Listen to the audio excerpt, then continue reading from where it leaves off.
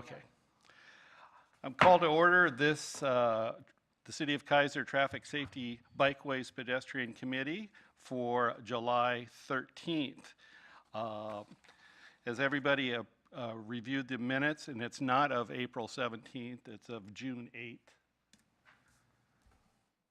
I entertain a motion to approve the minutes. I move we approve the minutes for June 9, 2017.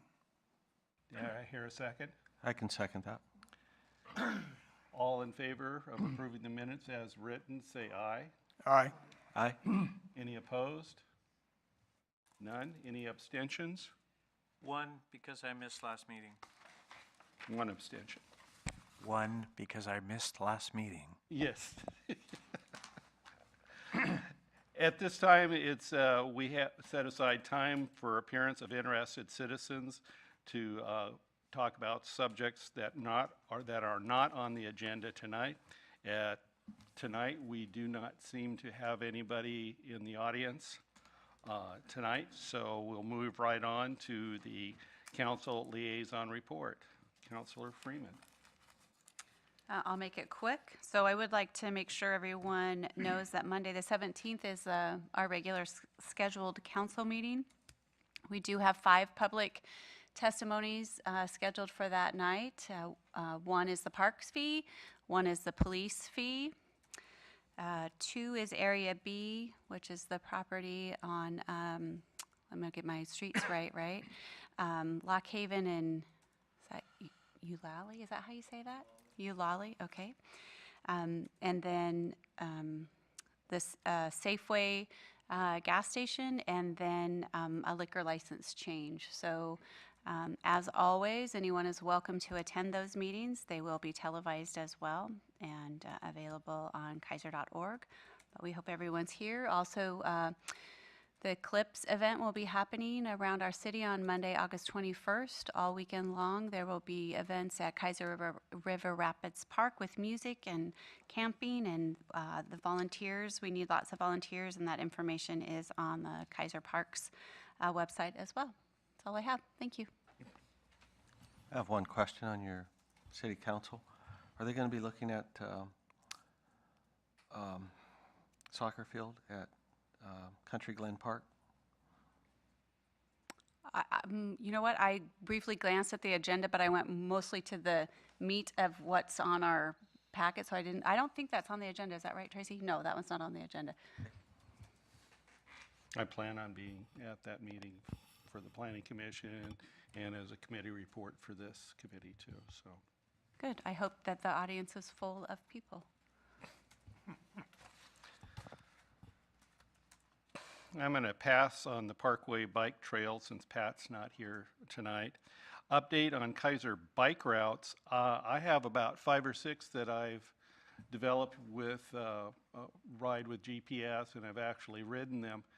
My question is, who do I send them to in the city? Because we're talking about putting those on the websites for people. I want to develop more, but I got my first 5 done. I think they go to Debbie. I thought she said before she took them. Yeah. Okay. Because Debbie does all the website posting, right? Yeah. Okay, so that I will. That's okay. It's taken us some time to do these and stuff. So, moving on to community projects. The bike repair station. It's out there. It's done. So we'll try to move this meeting along, and we can go out there and actually look at it. One of the things that I was hoping that Kathy was here, going to be here tonight, but I'll contact her since she is transit, is to kind of do, what would you call it, Kim? A ribbon cutting or something for it and involve both the cities. So I'll ask Kathy if she can help arrange that in the near future. Outreach, friendly business. I haven't done anything. I'm in the same boat. I would recommend that we take a different course of action than just you and I working on this. We should maybe meet at Chamber of Commerce or put on a presentation for Chamber of Commerce or have them watch the video all at the same time. But for me, going out and talking to businesses, I don't really see that happening. Well, I've talked to a few, and most of them kind of, okay, you know. So you're suggesting maybe a contact with Chamber. I ran into Alex Phillips, and she is the head of the Parks and Rec Scenic Bikeway, and she alluded that she had another meeting with Keizer Chamber coming up, and she was had one with Travel Salem. So maybe I can find out exactly when that's going to be or whatever and partner at that point, because she's already on the agenda. It sounded like. That'd be good. Okay. To, Because been swamped. Committee member input. Start with you, David, way over there. Nothing, I'm just happy to see the bike repair station in. Somehow we have to get information out to the community through the news. Boy, if you have your cutting, pump up a tire or something. But we need to get that out to the community so they know what's there. It blends very well into the environment. I have to give comment that the color that was selected was from our Public Works Director, and it does look really, really good. It looks very good. It's better than the tools I have at home. I might have to come up here and work. There was something put on the city website today, drawing attention to it, so that just And just transit adds.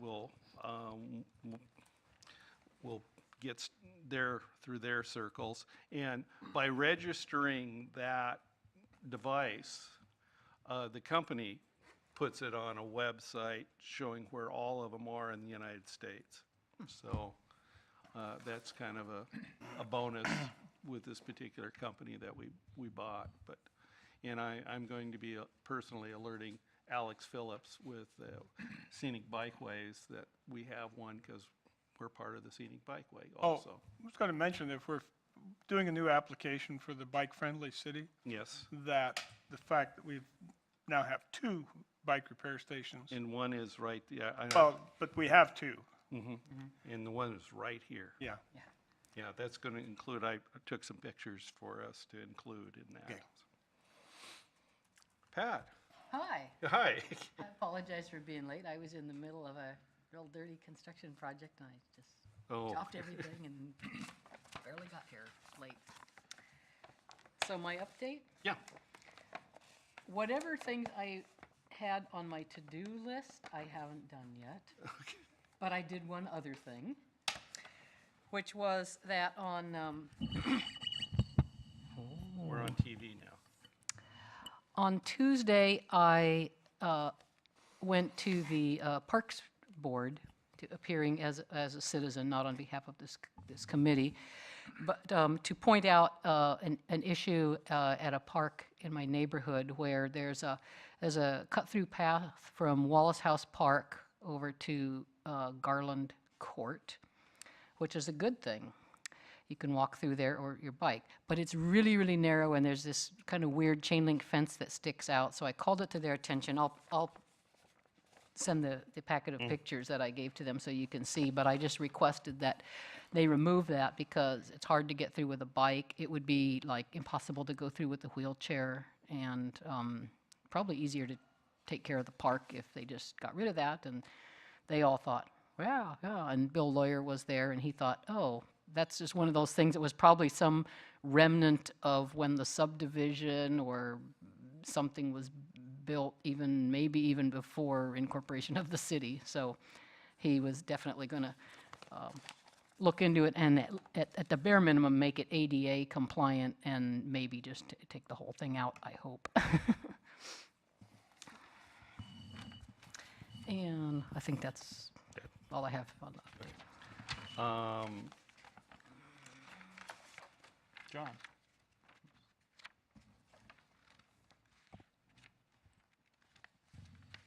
I'm good.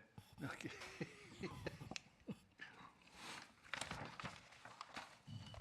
Wait. Thank you, Hirsch. I've continued work on safe routes to school.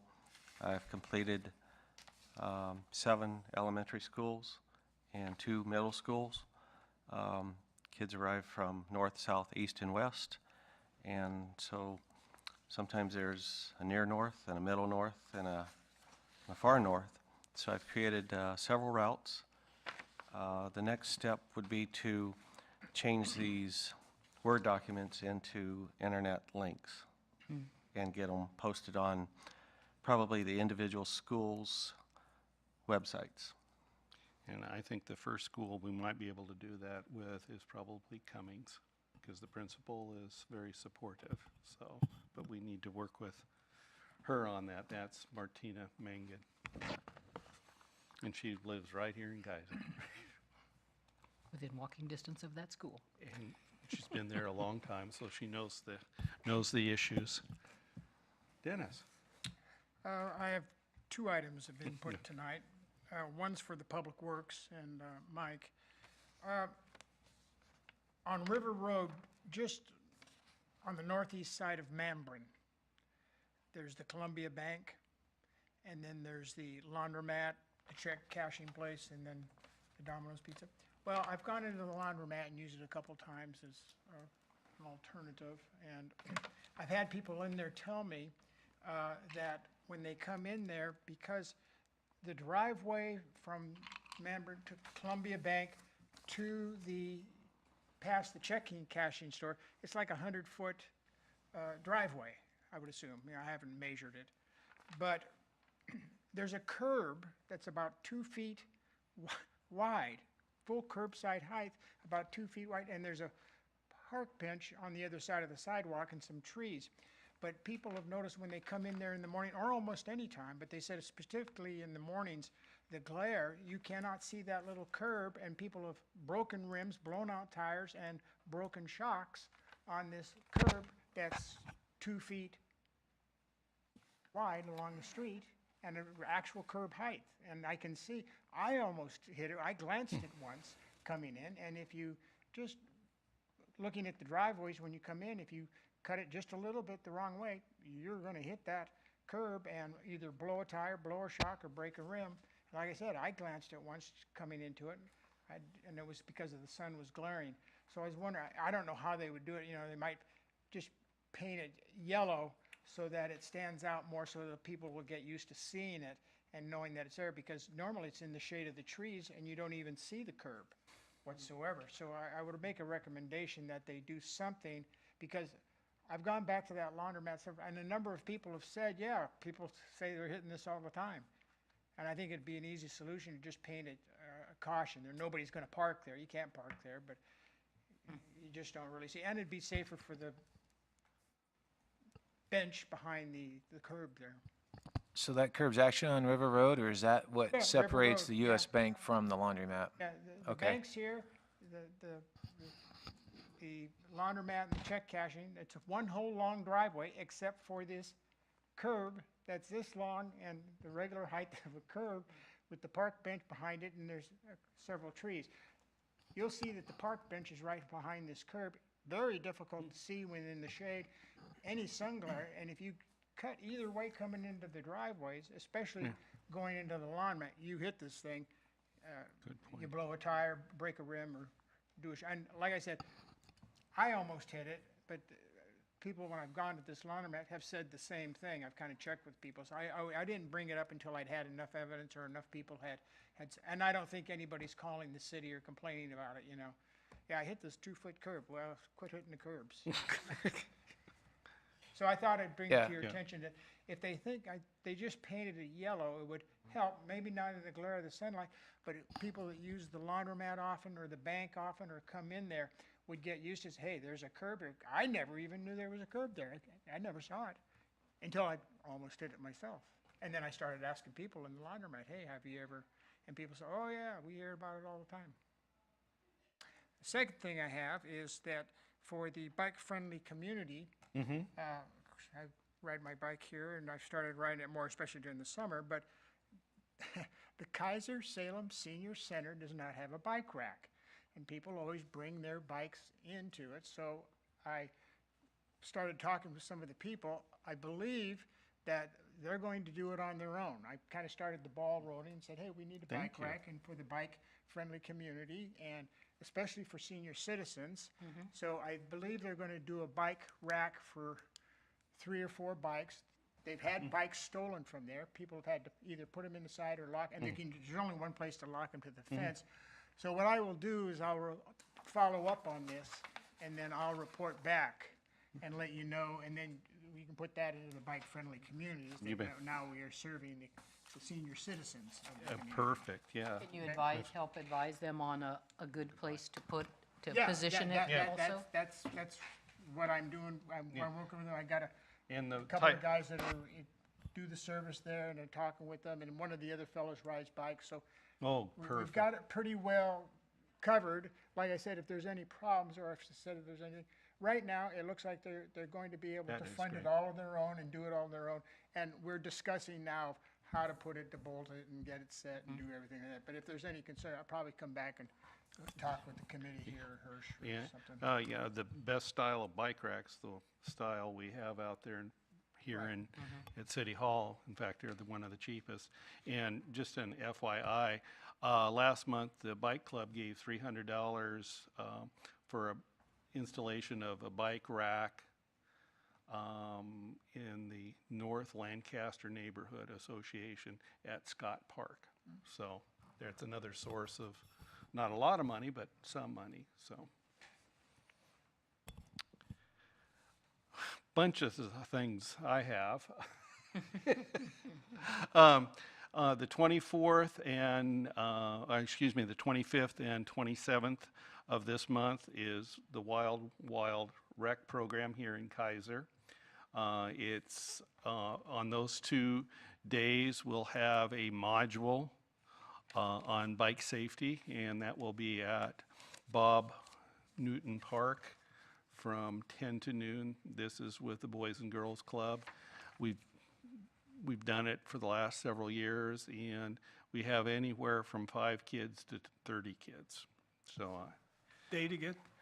the 25th, Tuesday, the 25th, and July, Thursday, the 27th. So if anybody wants to help, that would be great. 25th and 26th. Yeah, it's Tuesday, Thursday. Bike 25th to safety? 26th. Yeah, we're going to be doing the bike rodeo and a little bit of bike safety stuff. And then we do a ride in the Gubser neighborhood. Most of the kids are younger, so we don't ride in the street, we ride on the sidewalk. So we follow the rules related to riding on the sidewalk, but emphasize hand signals, stopping, riding on the right, that kind of stuff. And it's from 10 to noon on those 2 days. Marion County Health Department is putting on a opportunity to learn about bike education and bike rodeo training on Friday, July 21st at from 9 to 4. It's free. They got an instructor from, I can't remember their new name, but it was the Bicycle Transportation Alliance in Portland. And that will be, I guess that's next Friday. And if anybody's interested, I have the sign-up information. And Where is it again? it's at 3737 Liberty Road South. And Sally Cook at Marion County is the coordinator. She's also a city councilman with the city of Salem also.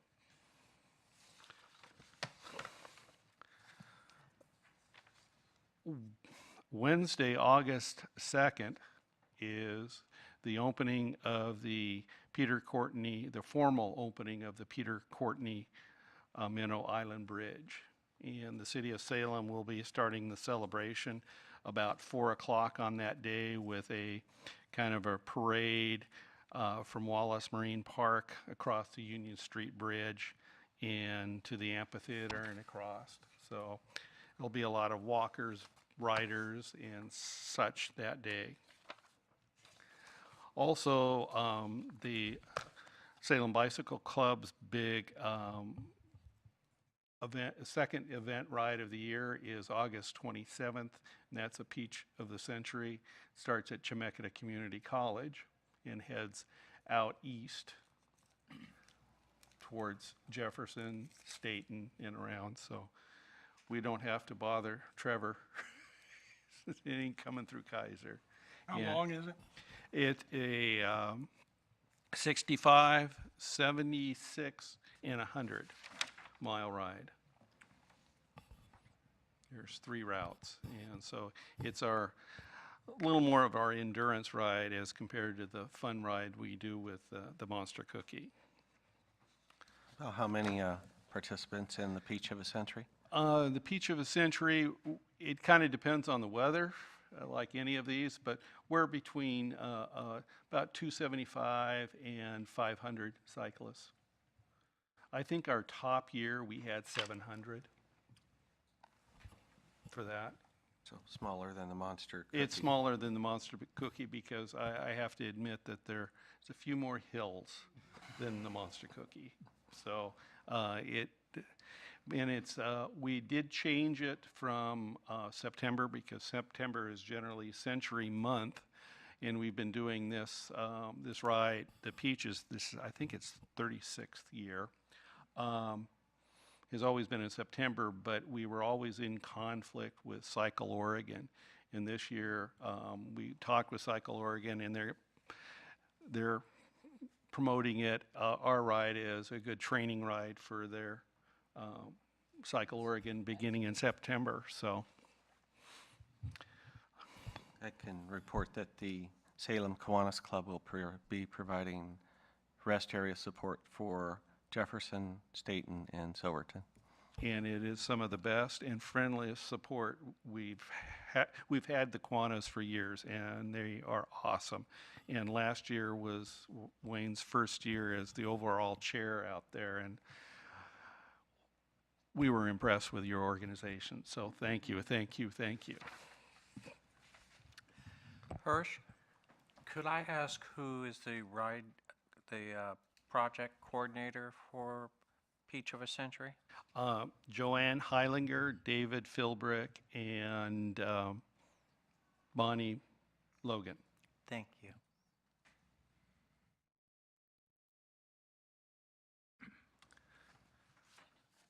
Moving on, unless anybody else has any additional input.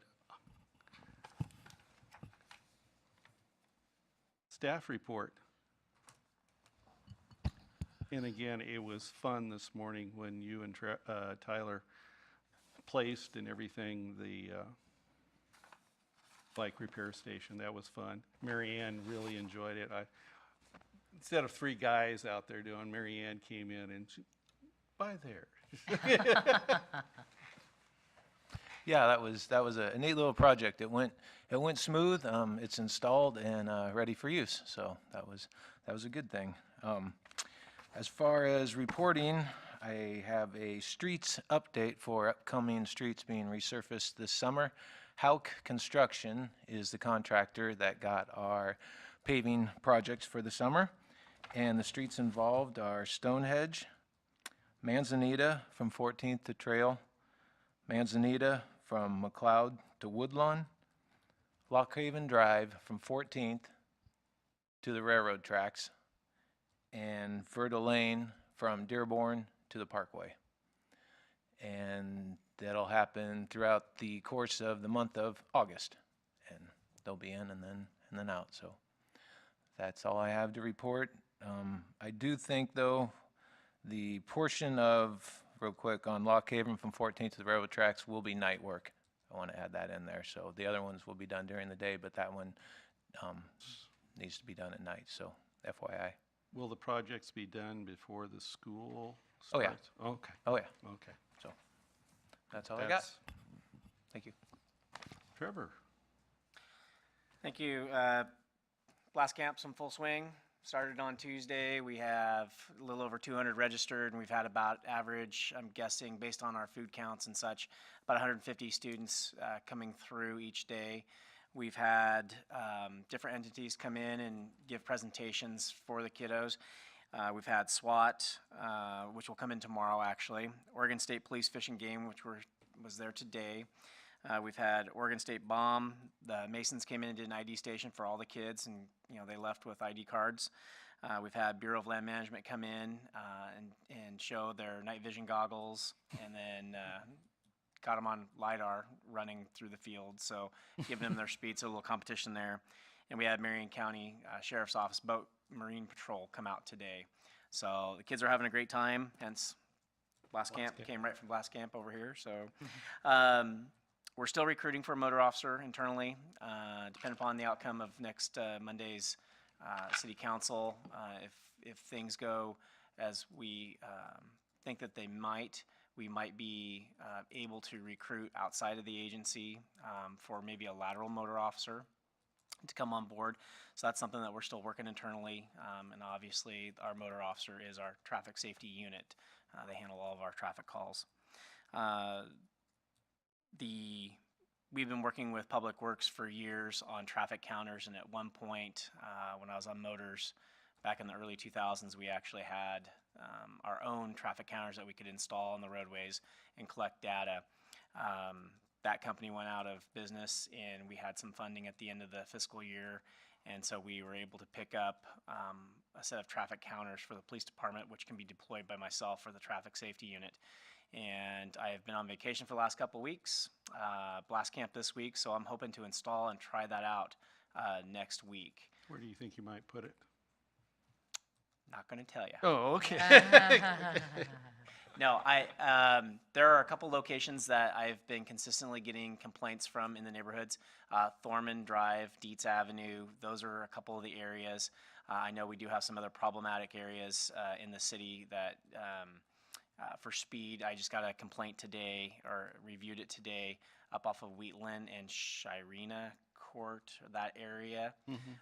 So there, we've got an abundance of locations that need speed enforcement, the radar reader board placed out there, in addition to having the traffic counters. So that kind of helps us. When we get that data, we'll know time of day, and is it a perceived problem or is it a real problem? And if it is a real problem, how can we adjust our schedules to accommodate enforcing traffic laws in that area during that particular time? So that's a good thing. It's a good thing for Public Works because they don't have to, get my emails saying, when can we get these out there? Now kind of it's all on me and hopefully our future traffic team to deploy that. It's a really neat system.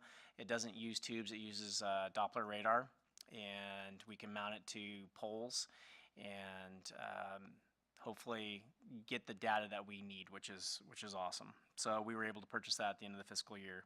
And National Night Out's coming out August 1st, first Tuesday of August, and Keizer Police Department will be out there, whining and dining and having fun with the community, which is something that all of our folks really look forward to. That's all I have. Yes, sir. Trevor, I wanted to thank you. I haven't seen that truck parked on Wheatland Road since I mentioned it to you. I don't know if you did anything or he just disappeared. Another question, though, for you.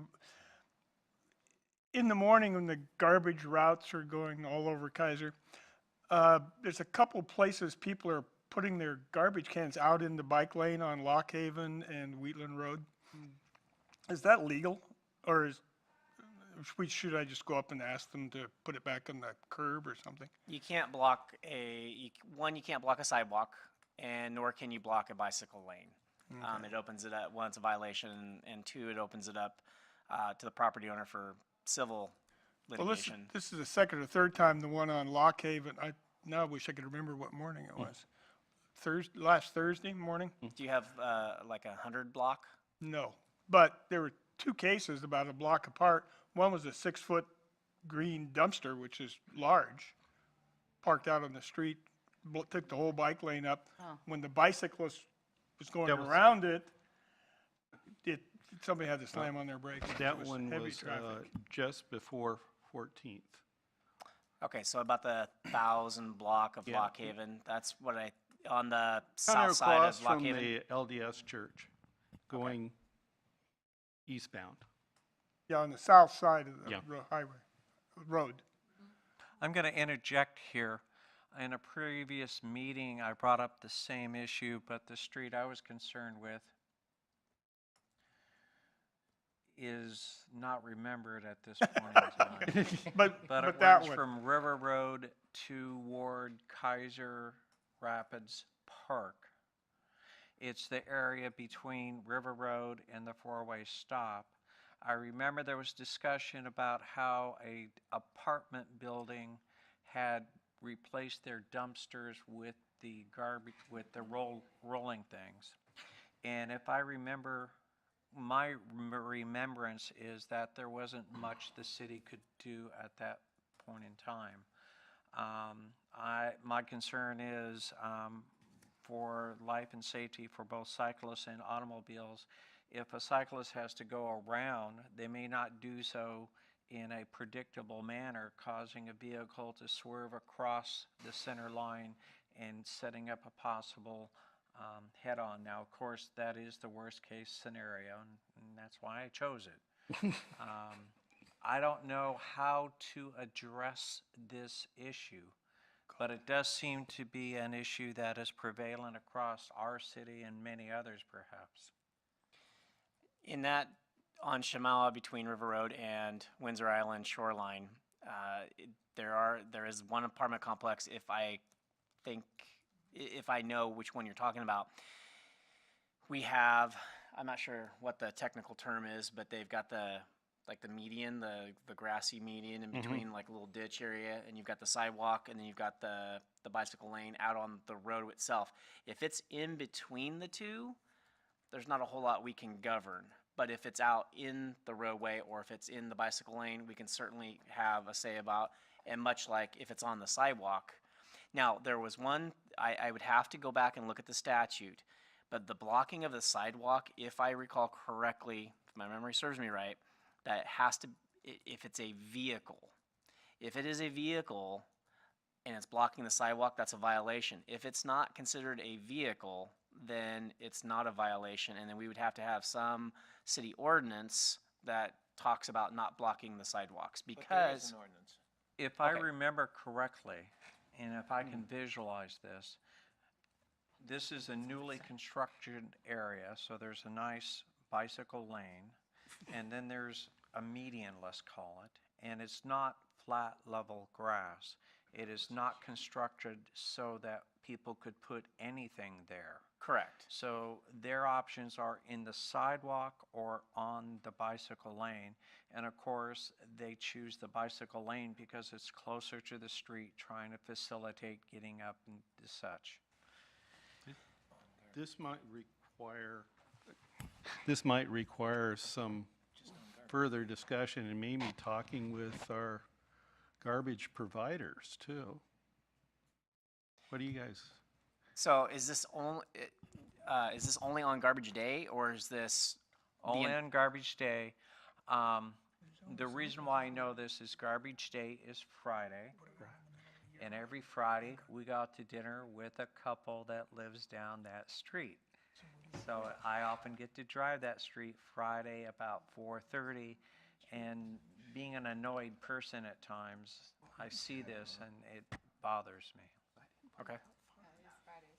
Mike reminded me that there is a city ordinance governing that. I know that I only deal predominantly with the parking issues, and I know that we've changed things well, we have had several changes in the last few years where we've added things in, because I know that the basketball hoops at one point in time were a main issue.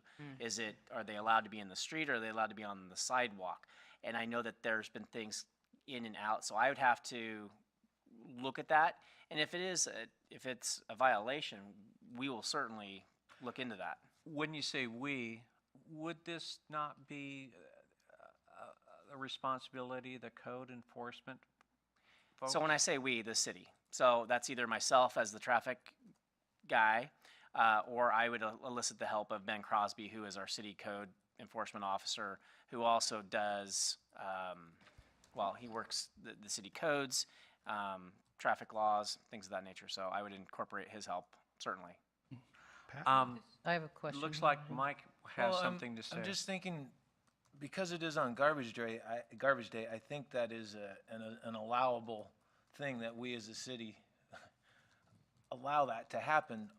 All other times, it's not acceptable if you're obstructing, whether it be the sidewalk or the bicycle lane. We have ordinances for that, which Ben Crosby, our code enforcement, would be taking care of. But on garbage day, people are told to roll their trash out to the front. So But I think a lot of people, they put it on the sidewalk, and they could put it in, take it the next step and put it in the parking, they have a parking area. So they're still outside the travel lane.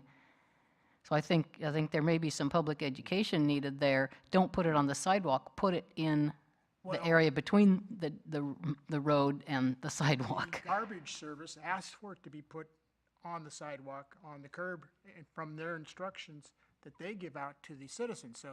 But I think that's too, then I think that's interfering with the travel on the sidewalk.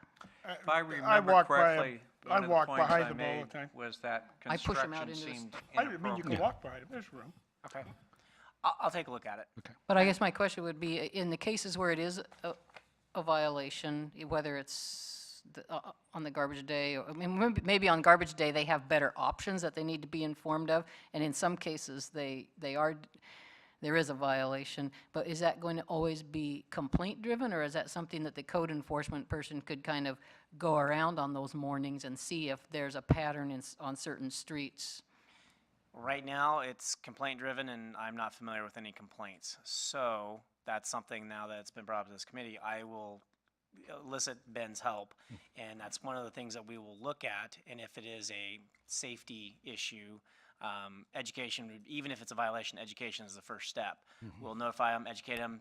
We'll look at, do like a site survey and see if there's a better place for them.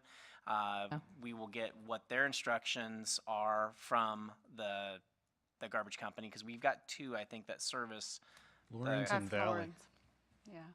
But in all fairness to where those are, they don't have any other place to put them. If they're not on the sidewalk, they're in the street, because the other part is the driveway that comes into the apartment complex from On that particular location, from it that sounds like there's location. a So if they difficult didn't put them situation. there, they would actually be putting them on Jones Street. And depending on where your garbage is, right, it ties to your address. So Oh, yeah. it's just something we have to look at, but we may not have a whole lot of options based on how that is with the where Just all the the lay of the trees and the land. shrubs, and then the mailbox is there, and then the driveway. So it's a little touchy, but it is only ever on garbage day. Well, I mean, I drive that street every day, several times a day, and it is only on garbage day. The So. sidewalk thing, I think they're separate issues. You don't put a dumpster in a bike lane or garbage cans.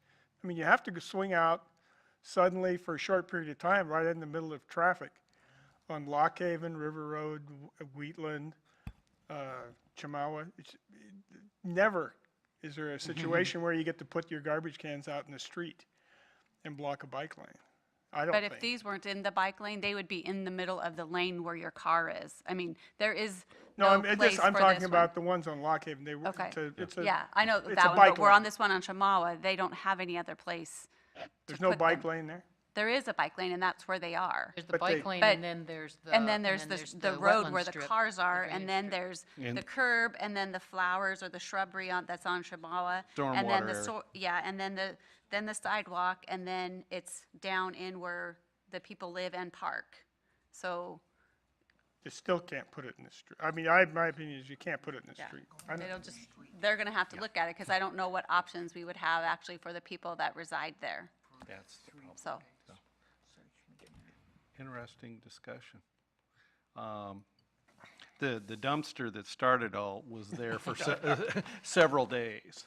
It wasn't just a garbage day one, so. Before I adjourn, there's one issue that I would like people to think about and maybe some ideas. David, I was in getting some helmets because I got a call for some helmets the other day, and the 3 bikes there. Yes. What can we do with those? They're beautiful, Can I giant. tell you some things we can't do with them? Okay. You can't sell them, you can't give them away. You could use them. At where? Could the We city own- use them? Use the 3 bikes that are in there. They're beautiful. Can I back up a minute? The bike, whatever it was called, the Bikeways Committee several years ago got a grant from probably ODOT, I guess. Yeah. To run some bike rodeos, bike safety training programs. And the part of the grant was bicycles, because we had kids show up, didn't have bikes. So we bought 3 bicycles. Nice bikes. Oh, they're I really can't nice. remember what we paid, but it was a lot. And they're city property. And a lot of people don't realize Mike knows, and I'm sure Yeah. Kim does. You can't give away, donate, auction off. I mean, all sorts of wonderful things you might think of you could do with those. You can't. It's illegal. So anyway, they were there for when you run a bike rodeo or training like the safety was to bring those in so that people could use them to run the route or do the training, or somebody didn't have a bike, you could use those. So they're brand new. I mean, they're fairly new. Well, they're literally, but they're adult sizing, 2 of them are. and they're beautiful, bright red giants, so they're good quality bike.